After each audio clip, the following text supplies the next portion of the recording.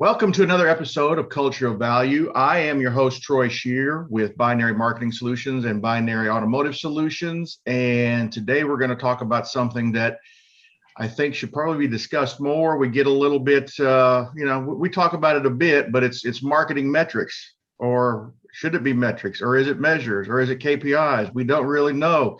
What do we call, what do we do? And I think that's one of the big areas where marketing may fall short, because people think that marketing is just the pretty pictures and doing all that kind of thing, and don't really understand what business outcomes should be and how they affect it. So today we have Laura Patterson with VisionEdge Marketing, who I just love, have known Laura now for, God, is it 15 years? Are you counting? No counting. It's been a long time. And I'm telling you what, Laura and her team know their stuff. And I have been learning from her for years, and constantly, reading anything that she can put out. I am grabbing up, because what you talk about with marketing and metrics and how that really helps a company and business grow, as you see fast track your business behind her there. Great stuff. So we're going to get into this. And it just so happens that, Laura, that I got something on Friday in the online. I saw an email come up. It was a blog about metrics to measure in auto marketing. So, couldn't have been more perfect timing. So we'll run through those things and see how what they're saying correlates or matches with what you're saying. So this should be fun. So anything you want to say before we start rolling into that, and then we'll just kind of take it from there. I'm excited about this one this morning. I am too, Troy, and thank you for having me. It's always a pleasure to speak with you. All right, then here we go. So I'm going to run through these. There's 8 of them, they say, and I'm going to let you hear them, and then we'll, kind of get your take, and then we'll go into some of the other things that we've talked about previously on. So I don't want to give anything away. Just people pay attention. You're going to learn something here. All right. So in marketing, they talk about, it says, what car dealership marketing metrics to track. So here they go. The 8 that they picked: social engagement metrics, email metrics, search rankings, cost per lead, website traffic, website conversion rate, attrition and retention, and finally total spend. So those are the 8 that they have kind of picked in terms of what you should be looking at in your automotive marketing. So I would love to hear kind of your thoughts, and we can go through each one, kind of go back at them at a time and go through, but just kind of see what your thoughts are into kind of what they're saying in terms of benchmarks. So, if we start off with social engagement. Well, actually, before we go into each one of these, I think this is a really good example of a mix between metrics and measures and some other things. So let's get our vocabulary right first, and then let's talk about how we can classify things. And then let's come back to these, because I think then that would be clear. That is beautiful. So you did exactly what I wanted you to do. All right. So let's make sure we're all on the same page with definitions, because I think if we don't define our terms, we'll just be talking across each other. So let's talk about data first. So first of all, I've been in the world of measuring marketing for decades. Our company first put out our first book on Measure What Matters in 2001. We've been studying this space for over 20 years, and I've been accountable for marketing in the corporate world for also over 20 years. So before our VisionEdge Marketing. So I've been doing this a long time. And one of the biggest challenges is definition of terms. So let's get our terms right. Data, which we all are now overwhelmed with. It floods we're flooded with data. It's hard to know what is meaningful and what isn't. And that's a biggest challenge. And we're going to come back to that. We'll come full circle. But data is really just information. And so, for example, in the car dealership world, zip codes might be a really important piece of information. Household income might also be some important information. This is data. Measures are a kind of data, and they are a quantity or quality of something that is actually some number. And so the number of people that come to your website is an example of a measure. We could talk about whether that's an important measure or not, but it's an example of a measure, right? Mm-hmm. you're just counting. And the number of emails that you send out is another example of something you might be measuring. Within measures are metrics, and metrics are standards. And so usually they require some kind of mathematical calculation. And so conversion rate, cost per something, these would be fall into that category because they typically require some type of conversion, some type of a calculation.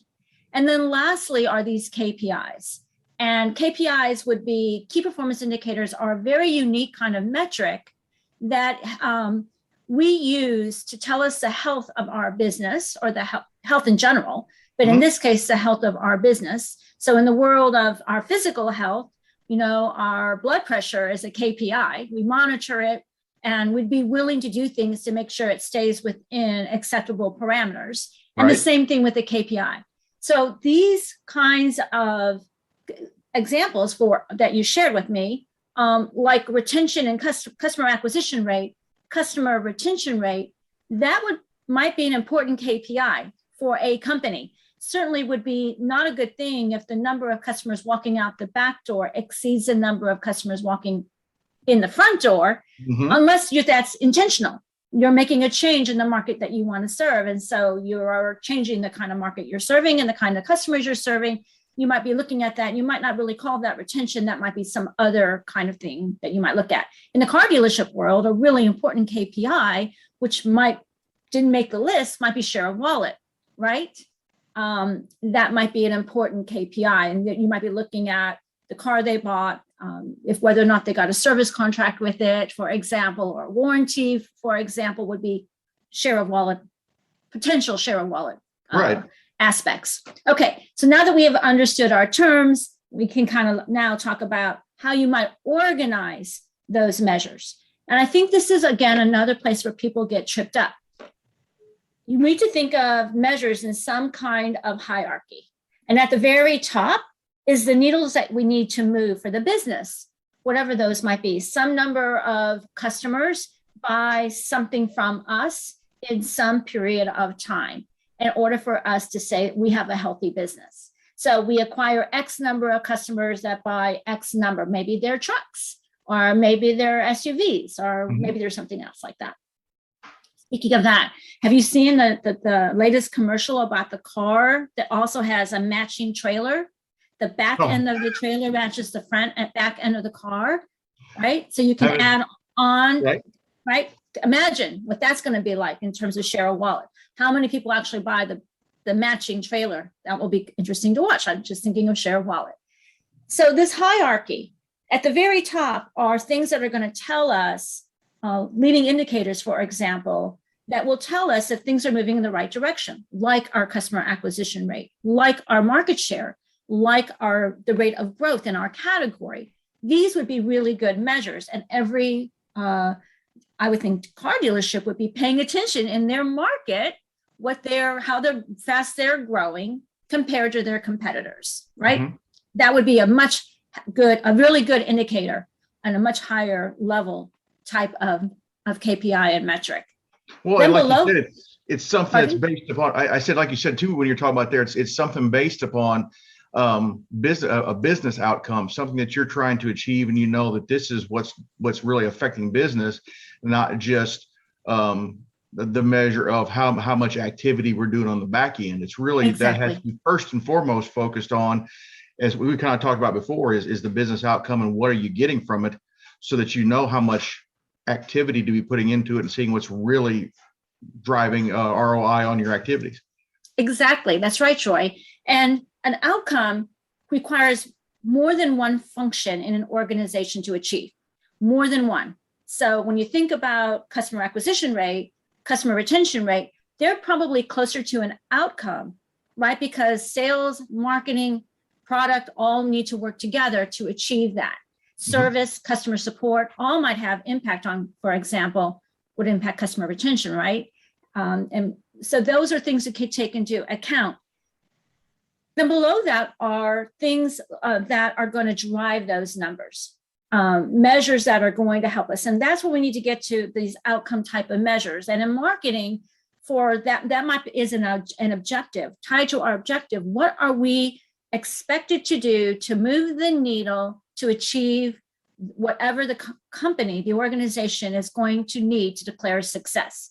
So as we're thinking about going into a new calendar year and people are starting to think about what success will be in that new calendar year, when they get to the end of that calendar year or fiscal year, how will they know whether or not they were successful? They're establishing some kind of targets, right?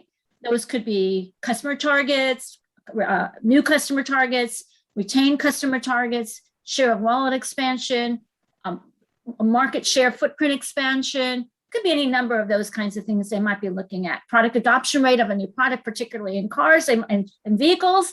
What is the adoption rate of the new vehicle year, right? That's probably something they're going to be looking at. The mix that they might want to have between traditional vehicles and electronic vehicles, pre-owned versus new. There's probably a whole mix of those that they're thinking about in the car dealership world. So then they're going to say, okay, marketing, this is what we need to declare for success. What are you going to do to impact this outcome? Tell us what you're going to do and how you're going to measure how you're going to impact that outcome. So now website traffic is not going to be there. It's going to be way down below there. There's something else that marketing is going to need to do. And it probably has something to do with the number of customers, both existing and new, that are going to exhibit some kind of behavior that demonstrates that they are moving in the direction of whatever the purchase is, right? So maybe it's an evaluation. You can't really get to purchase until you get an evaluation, or maybe it's some number of price quotes or something along those lines. That would be kind of a more interesting number. Once you get below that, now you're talking about operational kinds of measures like cost per lead. That is an operational type of measure. And so you're looking at cost per lead might go there, number of leads per rep, right? So that might be the number of conversations that you bring in for each salesperson on the floor, or it could be number of people you bring in for chats online, depending on what your business looks like.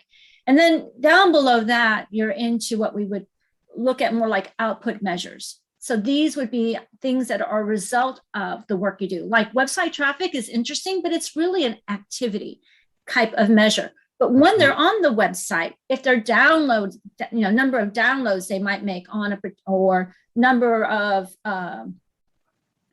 inquiries that they might make, or something along those lines might be an output. When you think about email, also down at the activity level in terms of measures, but the call to action in the email and the number of people who take that call to action, now you're into an output, right? Still at the bottom and kind of important, but if you think in this hierarchy, then the needles that you're turning at the bottom should be moving the needles at the top.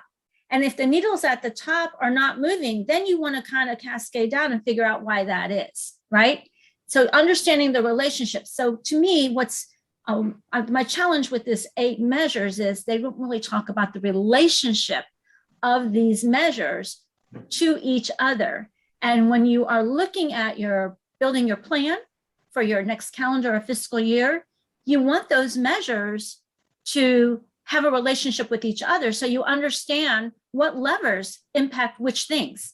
Otherwise, you just won't know what action you should take. I hope that made sense. It makes complete sense. And that was one of the things that I noticed is you just hit on it there. It's almost like these quote unquote metrics are acting in the same way a lot of businesses and marketing departments and sales do. They're all siloed. It's kind of like each one has its own, but like you said, it doesn't talk about how do they interact and affect each other and what is the real, if it's, social media. Well, and again, what's happening so that when somebody is interacting with you on social media, what is the out, if it's just a chat and it's going nowhere, that's just wasted activity. What are the things that you need to do if you're engaging from a social perspective that are going to, as you said, move the needle? So it's understanding, again, those business outcomes so that and that's, like I said, it's just up right now. So that's the first one I'm pulling from. But if you look at that and there is no real correlation between, okay, what we're doing here and how does it impact business? Now that it's going to be different, but you've got to understand what it is. Where do I want to go? on my journey, where do I want to take this customer? What's the end of the journey? And if you don't have that part here, everything else is just kind of wasted activity. Exactly. I think you bring up a really good point, and that is you need to know where you want to go. So you have to begin, I think it was Covey who said, begin with the end in mind, right? And there's lots of other people who talk about that. I mean, Simon Sinek on the why, right? And then you've got Keller on the one thing. All these people are basically saying the same thing that we have also been saying. Understand what is the outcome, how you know where you're going to place your bets, how you know you can declare success. If you don't know that, you won't know anything else. And so marketing organizations that start with the things they're going to do is backwards. What we need to start with is, what is it that the organization needs in order to declare success? And then how is marketing going to contribute or impact that outcome? And then once we understand that, how will we measure? How will we know that we did? That tells us our measure. Then we can go through and say, what can we do to help achieve that? And what we can do begins to fall down into those other things. And maybe it's social media, maybe it's the website, maybe it's SEO, maybe it's email, or some combination of those. And Troy, you and I, we come from an era of integrated marketing, right? So it's not like, and I know everybody wants to get to attribution today, which thing did what? Was it this ad? Was it that? But really, it's oftentimes the mix. It's a mix of things, right? Especially in the world of cars. You got word of mouth being there. You've got people on, I don't know if you ever have, listened to the talk radio. You've got people on the talk radio shows that are doing car programs. That's going to have some influence. So influencers, right? That's going to have impact. Sponsorships of programs in your local community, that's going to have some impact. Your advertising that you might do, radio, TV, digital, online, all these things are a mix that will eventually trigger, hopefully, when the buyer is ready to make a purchase, your company will become top of mind. You will have the mind share to move them forward into their buying journey, right? So the first thing people do in their buying journey is investigate. They ask their friends, I'm thinking about a new car. I see you bought XYZ. What do you think of your new car, right? They go online, they read reviews, they listen to the radio. They're doing all these things in their investigative stage. Then they move into sort of, okay, and they begin to set their criteria. Do we want a 4-door? Do we want an SUV? Do we want something flashy and sporty? Do we need something that's traditional? We're carrying a lot of stuff with us all the time. Do we need something for pets, right? So these are questions you begin to ask when you put your criteria together, and then you'll go through the process of looking at all the various options. It's not that you might not want that fancy, beautiful, sleek looking sports car, but that's not really going to work if you've got a family of 5 and 3 dogs. Yeah. Right. Well, and what you're saying there too, it's a lot of those activities in that research phase are really highlighted. But I think there too is where sometimes I think dealerships, that's where you got to utilize your OEM in that tier 1, because that's where they're kind of giving all of that out to help people understand what the vehicle is, what it's about, all of those things. I think it's when you start getting down for the dealership into the tier 2 and especially tier 3, where it really starts now becoming, what am I doing to separate myself as my own brand within this big, because like you said, you've got dealerships in your local area. Well, what are you doing to separate yourself out to make sure that you're increasing your market share in your geographic area? And it may be pulling from another, you may be a Ford and you're wanting to pull from a Chevy or, because those are still all your competitors. Absolutely. And I think that's where a lot miss too, is they get so involved sometimes in the external side of things and communications that they also forget that experience needs to be measured as well as what's going on once they actually start engaging with you on a dealer level. Absolutely. But I think you're also bringing up, and we kind of segue from measures to some more strategic things like understanding differentiation, understanding your brand promise, understanding your competitive advantage, building out a really useful, actionable message map that helps you get your story out there and your proof points and your evidence for why people should buy from you, compared to the competitive opportunities, offers, and then being able to anticipate competitor moves and customer objections in your message map. So we've kind of moved away from measurement, but these are basic fundamentals of good marketing, right? If you see marketing bigger than just communication, you see marketing as strategic and that it is the engine of growth, then you're going to think more upstream about your marketing, not just downstream, which is your email campaigns and your digital advertising and your social media, your video, and all those things are down and your sponsorships are all in the downstream. But those things should be a reflection of what is in the upstream, which all is about your messaging, your value proposition, your positioning. All of that work is being done in the upstream. And if you've done that well, it will play out in the downstream. You'll know what the messages ought to be in your email campaigns. You know what the messages ought to be on your website, right? You'll know what are going to be the things that will resonate in your advertising. And I think that's the key that you talked about too, like within your email, because, look at some of the benchmark, the benchmarks that they're showing here, open rate or metrics, open rates, click through, what are we measuring here?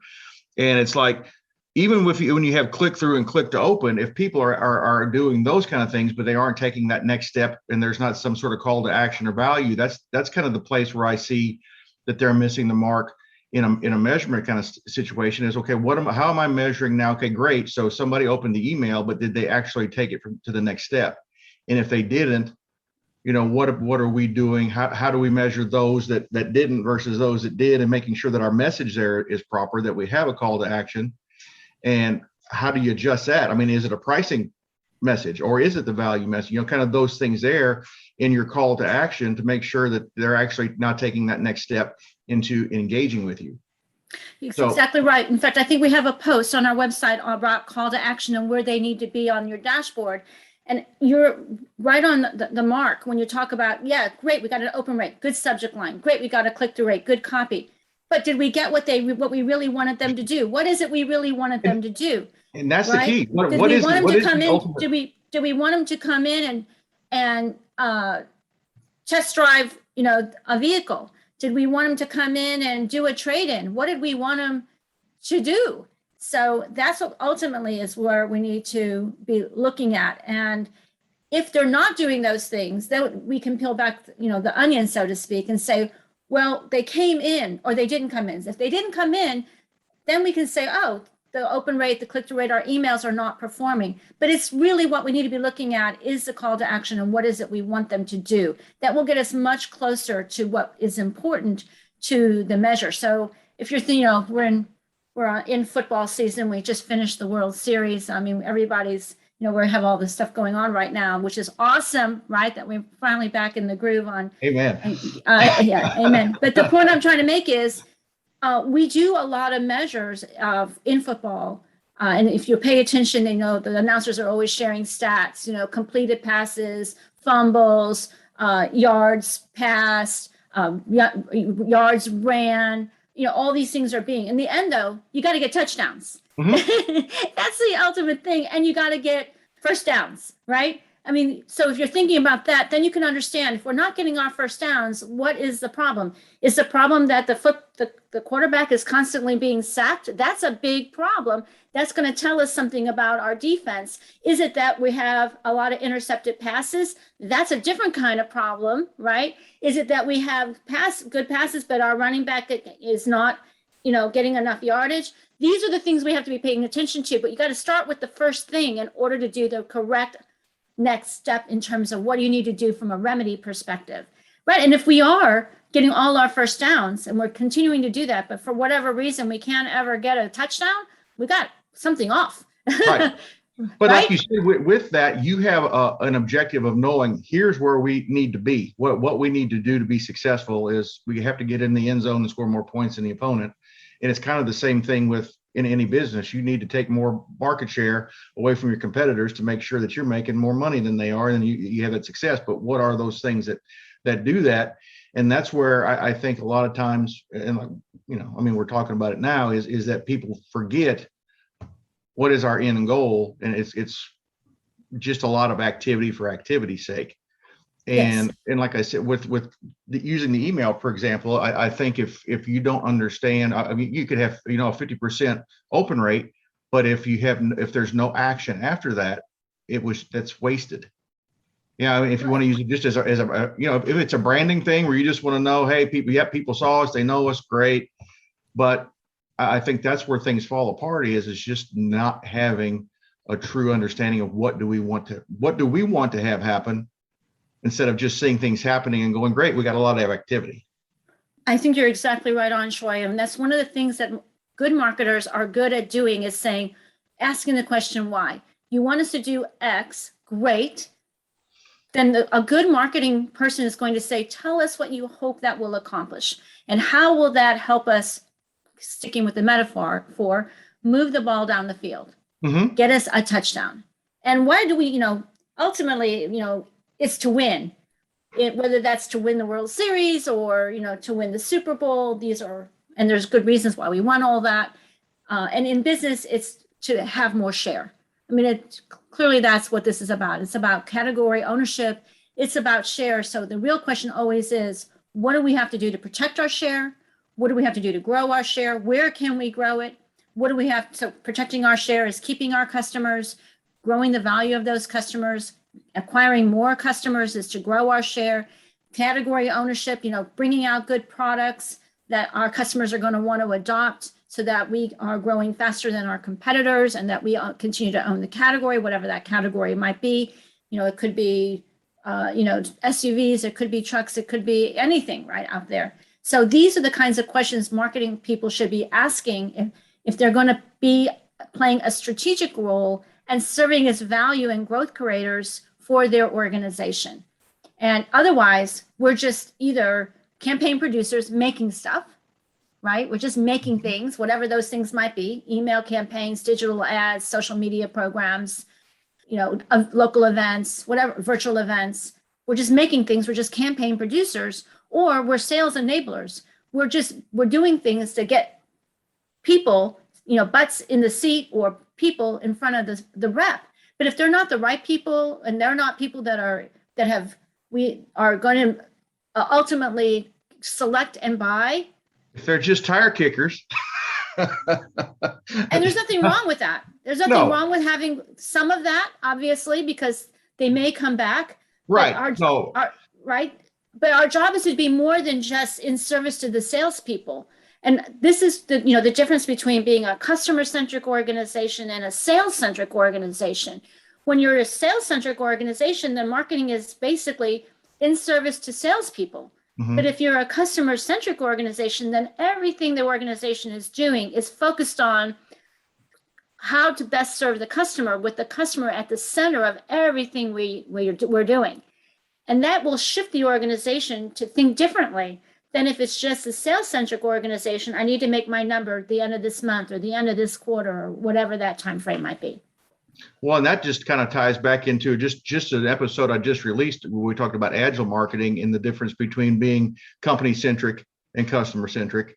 And another one of the things there that we talked about that I think you would agree with, and as I'm just looking through these metrics that they have here, is prioritization of what we need to be looking at. Because here it's like they've got search rankings as number 3, whereas conversion rates and attrition and retention and total spend. Now I think for here, total spend means total spend from the company itself on the marketing activity versus total spend of the customer, like you talked about, share of wallet.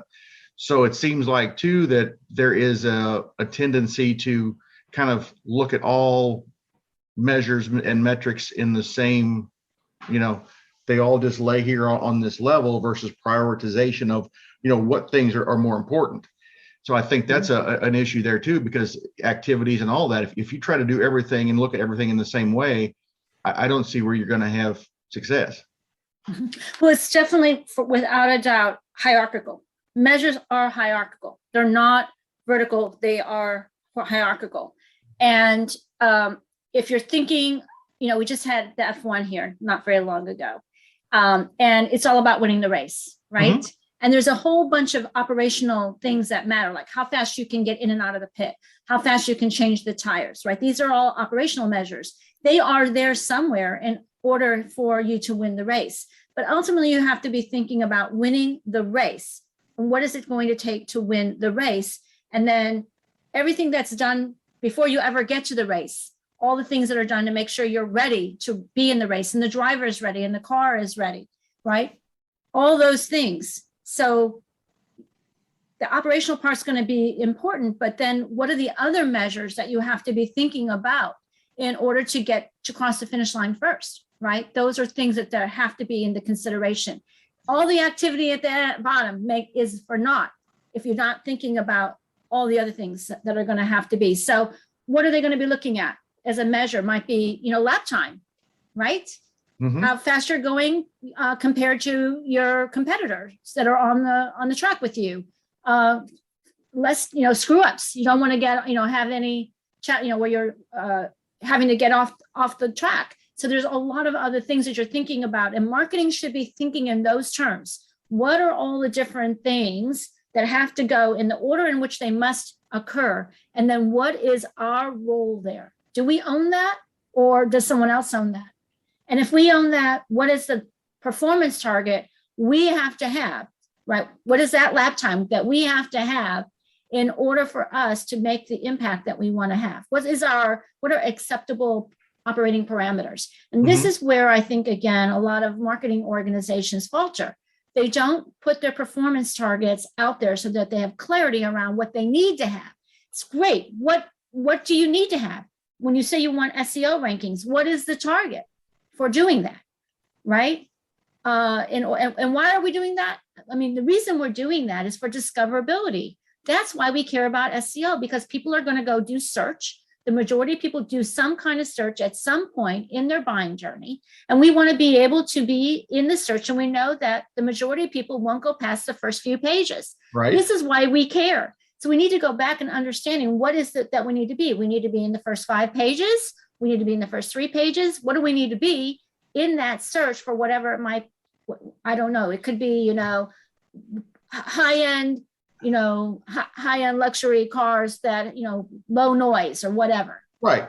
And that goes right back to, as you said before, the why. Why are we doing, it's if you don't understand the why, and you're just, again, then you're just doing it because you're doing it. It's the what without the why is kind of a just wasted time.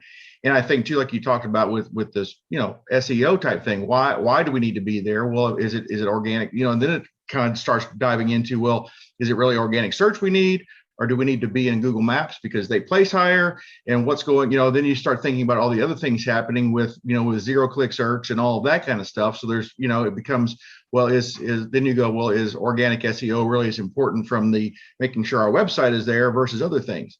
So if you don't have that why in place, you may have, again, maybe doing a great job getting you may be number 3 in the search rankings, even, where you just have the OEMs above you from an auto dealer's perspective, but yet nobody's really looking. They're concerned about the maps and your Google My Business page and all those things. So you've got to understand, again, what the customer is doing and your why, so that you're actually, the activity that you're involved in is making a difference in the business. And so there are a lot of those things too. And that takes us back to really having insights into the market, insights into the customer, insights into the competitor. So again, good marketers understand how important the research side is to being able to make decisions, right? So that they have insights from data in order to make better decisions and recommendations. And then that's the way we serve as strategic advisors to the organization, is by having and being armed with that kind of those kinds of insights that are taken from real data. Here's what we know from data and research we've done with customers. Easy to do with existing customers. Here's what we know about what's going on in the market trends, right? Here's what we know about what our competitors are doing. And that means we need to do X. It also allows us back to planning, running through a variety of scenarios so that we are planning properly and putting a plan in place, then thinking through how we are going to implement that plan and measure our success of that plan, right? They're all related. So these measures, whether they're email or SEO or social or cost, whatever they are have to be in the context of the plan. And that's where, again, I think we have a tendency to kind of get lost in the weeds. We're looking at those numbers, but what were they in the context of what we're trying to achieve, the plan? I hope that makes sense. Oh, completely. And like I said, I'm completely with you on that in terms of the research and things you need to do. I think the key there too is, as we talked about, is knowing, again, what your business outcomes that you want in terms of success also then impact your marketing tech stack and all the things that you need to have, like as you started talking about doing customer research. Well, if you know these are the business outcomes we want to achieve, if we don't have the right technologies or research in place, we're not going to achieve it. Versus it's like, if we go, okay, well, let's get these things. I heard this is a great tool or whatever, because with your technology stack, whether it's from marketing in terms of external communications and being able to get the message out there, or it's from the customer research side of things, you've got to have both. You can't have just one and not the other, in my opinion. And if you don't really know what you're trying, you start wasting time, money, and effort on those technologies that if you were a bit more focused on understanding what you want to do in business and those things in terms of the customers, of what are those insights we need to have about the customer, then you can go back and look and go, okay, well, these tools are going to give us the information that we need. It's going to be easily, used for our marketing teams, but not only the marketing team, but everybody else on sales, in service, what is it that we're working with collectively together to make sure we're achieving that end goal, instead of just buying stuff because, oh, this looks cool, or let's try this, or, you want to have that tech stack in place that's actually achieving, again, your ultimate business goals. I agree. You definitely want to have the right technology, because we all need technology to help us do our lives more efficiently and more effectively. But nothing will replace good, solid research, right? Nothing. That's not something you can just push a button. You've got to have a really good instrument, survey instrument or focus group capability or whatever that is to get that. You have to have good and competitive intelligence skills. These are real skills. Yes, the technology will help you, but you got to have those skills. And I think that's, again, something we need to remember is part of the upstream in marketing that will have a lot to do with how well we do the downstream, the email, the social, right? Because those all have to have messages, right? Our website has content. Well, where does that come from? That comes from the messaging that we create. Where does that come from? That comes from the insights we've gleaned about our product, our service, our capabilities, our competitors, and what our customers' needs and wants and preferences are. All that goes into that. So it's really very, very related to each other. And I think you can't do a good job of the things that in the downstream if you haven't done a really good job at the upstream work. Being good down here will not replace the work that needs to be done in the upstream. And I think that's where a lot of times, from the leadership side of things, really it needs to understand that they need to help hold themselves accountable for successful marketing too, because if the marketing teams and everybody else does not have the clarity from the leadership of this is what we're trying to achieve from our ultimate business goals, they may be failing because they have no clarity of what's really expected. Yes, and that's a really good point. So when someone comes to marketing and says, we need X, Y, and Z, I've spent a lot of time in my career doing customer testimonials, right? And I'm sure that's important to many of your listeners. Having customers talk about why they chose the company, chose the product, the relationship they have before and after the deal, right? These are all important. So just coming and saying we need another customer testimonial is not going to be very useful. A good marketing person would say, we have 10 customer testimonials at the moment. What's missing? Where's the gap? And that could be coming from the insights. Well, our research says that we need to have something that addresses this particular opportunity, this particular challenge, this particular preference, and we don't have one that does that. Okay, and if we have that, how would that help us with our business? How would that help us with either customer acquisition or customer retention, right? Because making a customer testimonial I mean, it's not like it's hugely expensive, but it still costs money and it still takes Sure. time, and you got to get a customer to participate. So again, you can see how customer testimonials, which might be on your website, which might be one of the reasons you might do a social media campaign, is to listen to testimonials or an email talking about customer X latest experience, and you're taking them to a video. That should be resonating from the messaging and filling a gap that's going to help you understand what from the customer's point of view, a customer gap that will then lead to the behavior that you want, whatever that behavior is. It might be, come in and do a test drive, or it might be, some other way of trialing the product or having a pre-purchase experience.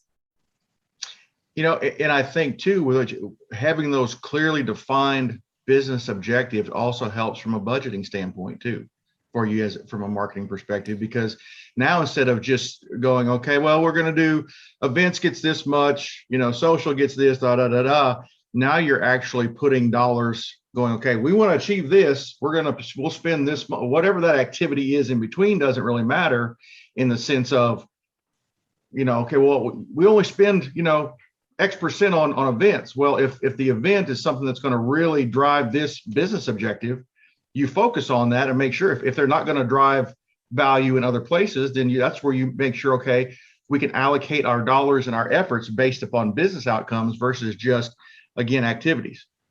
Troy, you are singing my song. We have a patent for a product, an application in the cloud called Excellence. It's an alignment and accountability. It's a planning and measurement application.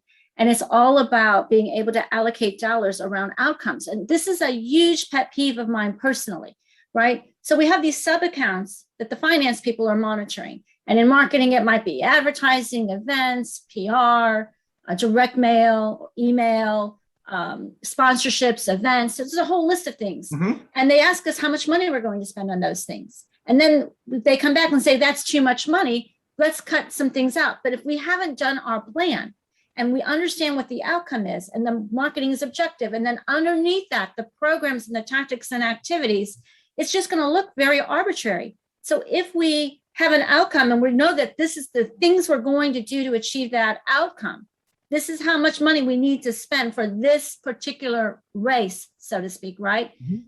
And this is now the budget for that outcome. So this outcome to acquire X number of customers for product X, whatever that is, right, within some period of time. And marketing's job is to get some number of people to trial or have a pre-purchase experience for that product. Now we know what our objective is. Now we know all the things we're going to do to make that particular thing happen and the costs of those things. Now we can have a cost for the outcome, and not just, in that outcome the activities in that for that outcome might include an event. They might include advertising. They might include direct mail. They might, include some telemarketing. Who knows? All the different things that might include. It might include some new content, some videos, and all those costs. Now they're tallied up against an outcome. When we have that now, and we know the outcome is expected to produce this many customers and this much value. Now we can look at the investment we're making and the value that we're expected to produce. And that becomes the way we budget. That's going to be a lot different than if we're budgeting, again, horizontally against sub-accounts. So every outcome should have a budget. And then we can have a real strategic conversation with the leadership team, marketing and the leadership team around, do we want to spend that much money on this outcome? And if someone comes back and says, we really don't want to spend X amount, we want to spend Y amount, then we can talk about, well, what will be the impact to the result if we take that out? If we don't do these three things, how might that impact this pre-purchase experience that we're expected to produce? Will it be enough or not be enough? That is a much different way to think about marketing and our investment than if we're thinking about the activities, emails, sponsorships, events, and so forth and so on. And like I said, it ties in perfect to the whole agile marketing mindset. And I think that's, trying to move people in that direction is a challenge. But I think as you hear this and you really start to think, okay, well, if I have a business outcome and I'm investing into that outcome, well, now you have a true return on your investment. I'm making this amount of money or doing whatever that return is, if it's just brand awareness. but at least you know that investment was correlated to something of a business objective, not just an activity. Yes, I mean, we believe that there are really two primary prerequisites for growth. One is discoverability, and the other is engagement. Mm-hmm. If you cannot get discoverability, which is through SEO and other ways, and you cannot get to engagement of some type that will lead to a pre-purchase experience, you can't grow, right? So these are two prerequisites. It's not the only thing we need to do. You still won't do any good to be discoverable and have engagement if you have a bad product, right? That's not going to, you have bad service. Those things are not going to replace being able to, deliver on service, product, other requirements and criteria that a customer might have in order to be a happy, loyal advocate for your business, and come back and, want more, the next product from you or the next vehicle that they will buy. So, but you've got to have those things. And so really understanding how those things play into your outcomes, what the outcomes are, and every marketer should, before they ever take on and spend any money or do anything, understand what outcome that effort is tied to. If they can't connect it to an outcome, they should be asking, should we do this?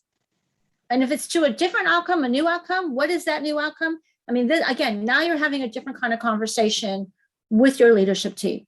When you ask, what outcome is this tied to, and how is it going to impact the outcome?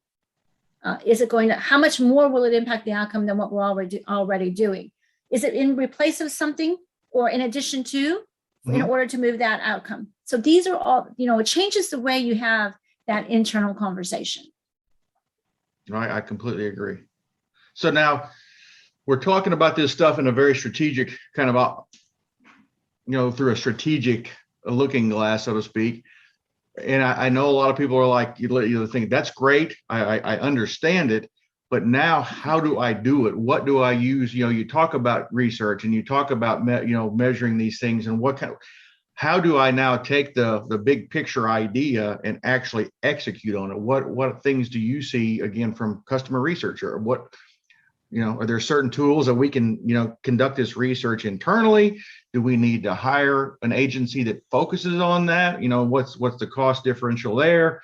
What are some of the things from you said, let's build us a marketing dashboard.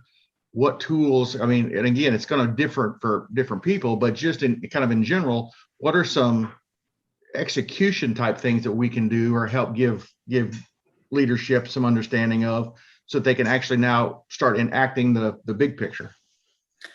Great question. And I believe that the best place to start is with the plan, because the plan will help you focus on getting clarity on those business outcomes and what success is, and everything will come from that. All of a sudden, you'll be going through and building out your objectives and your programs and your strategy and your activities and your tactics and your activities. And all of a sudden, you'll see where your gaps are in data, right? Here's, what we need to know that we don't know in order to make a decision here. That will give us insight. Oh, is that something we can get from the data we have? Is that something we need to go out and get? Do we have the skill set to get that on our own and the time, or do we need to go to a third party? You can ask those questions. You don't have to boil the ocean. By putting the plan together, data gaps, insight gaps will emerge, technology gaps will emerge. We want to do, we've decided we want to do a whole bunch of customer testimonials on video. Do we have the capability to do that, or should we be hiring a videographer? Do we have a list of customers that are willing to do testimonials, or are we going to have to go and make that be a critical mission path in order to do that? That's going to be things that will have to happen, right? And your plan will reveal that. And that's why why planning is so critical. Probably one of the most important things we can do. And yeah, people say, oh, that just slows me down. I just want to get things done. But, right? I understand. You kind of want to have the blueprint before you start building the house, right? Yes, exactly. Your plan is your blueprint. And that's what we call our planning methodology. Excellence is a blueprint. It will, it helps us understand how big a house or structure are we building?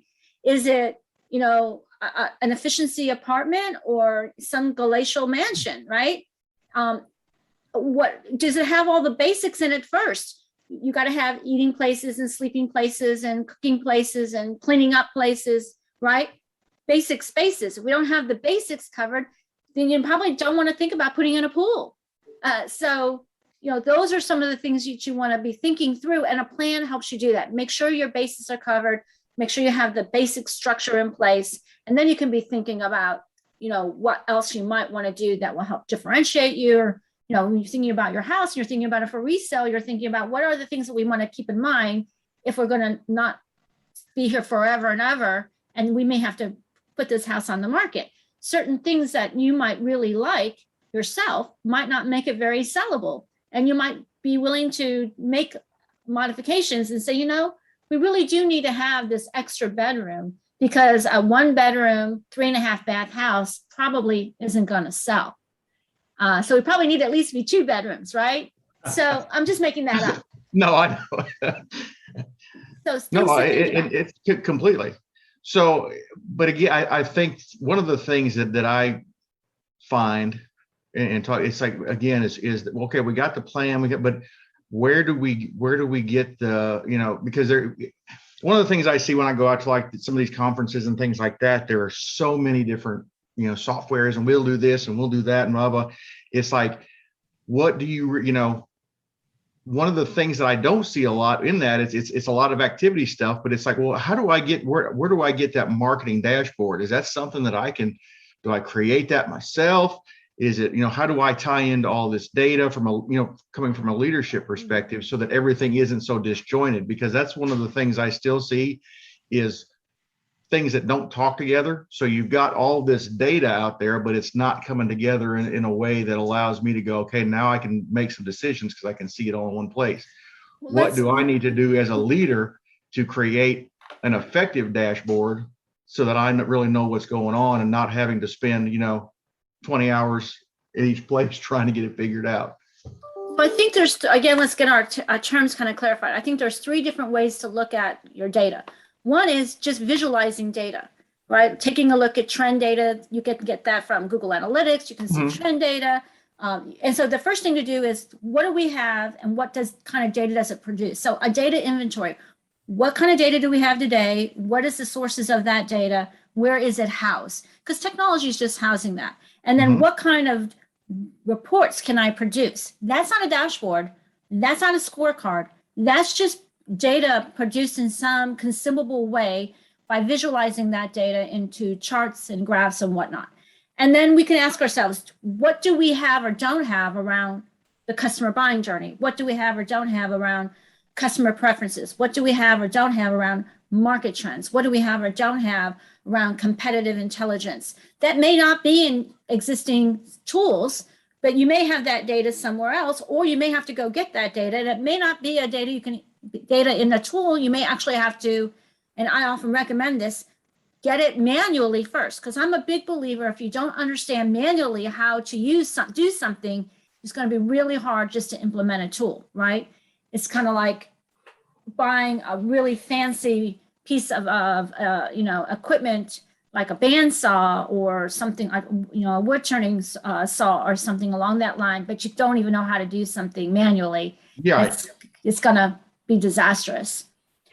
Well, no, and what you say there is very important, because if you, again, don't have the basics, and you bring it all back to the perfect thing is really understanding what you need and what you're missing. So if you're not willing to take the time to do those things and really think through it, then again, you have all of this stuff that's just noise, because it's like, yeah, I've got all this coming in, but I don't know what or why. Yes. So it's really, like you said, get back to the basics of what do I need? What is the reason I need that? And then, there's all kinds of tools out there try to do surveys, a million of them, right? But if you don't know how to construct an instrument and you just put, whatever you think into one of those tools, you're going to get some stuff back, but I don't know how good it's going to be. Probably not very good, because you didn't know how to frame the questions to begin with. Well, because right? Again, you don't know what you want to know, and then so you can't ask any questions around it. Exactly. So that's an example of a basic skill. You have to know what are the right questions to ask and how to ask them, so that you don't create a confirmation bias, ask leading questions, ask double barrel questions, triple barrel questions, whatever, or just the wrong questions altogether. Then you have scorecards. And think of scorecards kind of like playing a round of golf, right? You go to play a round of golf, or even any game for that matter, whether it's, gin rummy or Yahtzee, and you're just keeping score for how you played against your competitor and against the course. It's a scorecard. It's not going to tell you why you scored the way you scored. It's just going to tell you what you scored for that round. And that's kind of what most campaign-related tools do. They aren't giving you dashboards. They are giving you scorecards. So you can't go in and say, the reason I'm not playing par golf. You don't know why you're not playing par golf. You don't know if it's because your short game is horrible, and when you can get on the green, but every time you're on the green, it takes you 10 strokes to get it in the hole, or you have a really good short game, but you can't get the ball on the green in regulation, right? And why can't you get the ball on the green in regulation? You don't have the distance, or you're always out of bounds, right? So you don't know from a scorecard. Dashboards are designed to help begin to do that kind of diagnostic. Why is that happening, right? So again, when you think about the football or baseball stats that they share, oftentimes what they're talking about, what you see is the scorecard on the television, but then the announcer is sharing stats that are really off of a dashboard on why, when they're talking about what about that player's capabilities, or about that, that team's capabilities. They're moving into more dashboard realm, right? Talking about the average yardage that team gets, or the average number of completed passes, or the average number of times that they sack a quarterback. That's not on a scorecard.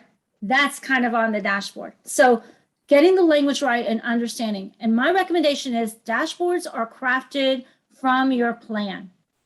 The measures that you need on the dashboard come from the plan. It is the beginning place. Your scorecard comes from your campaign activities, which are the implementation of your plan at the activity programmatic level. The dashboard is a much bigger step back, looking at your plan in its entirety and really understanding how you're performing, and how well you're moving the needle at the top, and what below is happening, and is the right things happening or not. So that's the difference. I hope that's clear. And so a lot of people will come to us and say, what do I buy to get a dashboard? My point is, if you don't know what your measures are going to be and you don't have a plan, that's probably not where you want to start. You probably want to start with, again, getting the plan right, getting the measures right, and then see, can we craft a dashboard from that? Can you make an alpha version manually? Can you make a beta version manually before you try to go into some kind of production version? And that was exactly why I asked that question, because I think that's the first thing that comes to people's mind is, okay, she's telling us to do this stuff. What software do I need to do it? And it's kind of like, whoa, hold on. Let's figure out first where we're, all of the things that some of it actually has to require this and hands, and as you said, some manual things and thinking to make sure that you've got your plan in place before, let's take it a step at a time. And, as the old, don't put the cart before the horse, get it figured out. So, because that's, I think it's one of those things that we all do, is that we want to figure out, okay, well, there's got to be a software out there that'll figure all this stuff out for me, so I don't have to do the work and I don't have to think. And it's like, that would be nice, but ultimately it still boils down to, you have to have some brain power put into it and thinking about what you want to achieve before you start all of the other stuff. Again, we're going back to the blueprint, analogy. It's like, if you don't know how many electrical outlets and all the things that you need, you don't know how, what you need in terms of wiring and plumbing and all of that kind of thing. It's like, yeah, well, you can get all that and somebody will help you figure it out once you get there. But if you can't get to that place of coming up with the plan by yourself, that's the first place you go and ask is, where can I get help putting this plan together with somebody who's thinking in that big picture business outcomes mindset, and then we'll move through that process of finding the software and tools and things like that you need to make it happen. Yes, and we would be delighted to help anyone put together their plan and help them figure out, their measures and their metrics. That would be, that's a passion that we have. And I would highly, I've found it lately. I just got to, give Laura a little kudos. I mean, it's like, Laura knows her stuff and what they've been doing and what I've seen. Because like I said, I've been watching this for, 15 plus years. I would highly recommend talking to somebody like Laura and understanding, because it's going to help you. Again, looking at what you want to achieve, yes, you're going to have to invest some time and dollars, but in the long run, and that's where you got to look at from a business. How long do you want to be, are you going to be around for the next 15, 20 years? Is that the goal? 30, 40, whatever. And looking at what it takes now to invest into that success, decades from now. And I get it, Troy, that people want it to be easy. They just want to be able to push the easy button. Oh, right. We all do. I mean, it's like, I get it. I wish that I could just get up in the morning and, because people think that, we'll hit a few buttons on the computer and poof, everything is done. It's like, believe me, I would love that, but it's not reality. So that's where you've got to find people who are willing to kind of, steer you to reality without, taking advantage of you. And I get that too. People think that, oh, well, that's a waste of time because it's just a way for you to make, money on us. But it's, if you really stop and think about it, if you're truly wanting to lead something and lead a business to success, you can't rely on yourself to do it all. You've got to find other people that have skills and insights that you don't have to make sure that you're bringing together the best possible and by doing that, you're creating the best environment for your employees, which then creates the best environment for your customers, which helps you build your business. Yeah, outsmarting the competition, protecting your share, identifying ways to grow. This takes thinking. This is not just about technology. This is really, truly about thinking and outsmarting competitors, protecting share, and identifying places to grow. That's what good marketing people should be helping their leadership team do. Well, I think we'll close on that. I'm just looking down here. We've been going about an hour, so I don't want to take up any more of your time. But like I said, I always appreciate having you on and listen. And for those, and I'm going to put all this obviously in the links and all that. But make sure VisionEdge Marketing is the company, and VisionEdgeMarketing.com. I'm pretty sure is the website. I don't have it up right now. Got some other stuff. Correct. But VisionEdgeMarketing.com. And you can reach out to me too at any time at Laura P at VisionEdgeMarketing.com. Absolutely. And I highly recommend it. It's because you will learn, like I said, I'm in this industry, and I too am always looking for people who are smarter than I am to help me too. So I've been, like I said, I follow Laura and try to read everything I possibly can from her and talk to her and do these kind of things. So it's worthwhile to, and again, this is not a Laura promo. I'm just saying, I know that she's out there, but find somebody that can help you do these things, because it's the impact, the positive impact they will have on your business, whether it be a car dealership, or anything else out there, is immense. So well, thank you. And thank you for having me. I always enjoy our conversations. I learn something too every single time. And I hope that your listeners and viewers will find this to be helpful. I know they will. Thank you so much, Laura. I greatly appreciate it. You have a wonderful rest of your week. You too. And thank you, Troy. Talk to you soon. All right. Take care. All right. Bye-bye. Bye.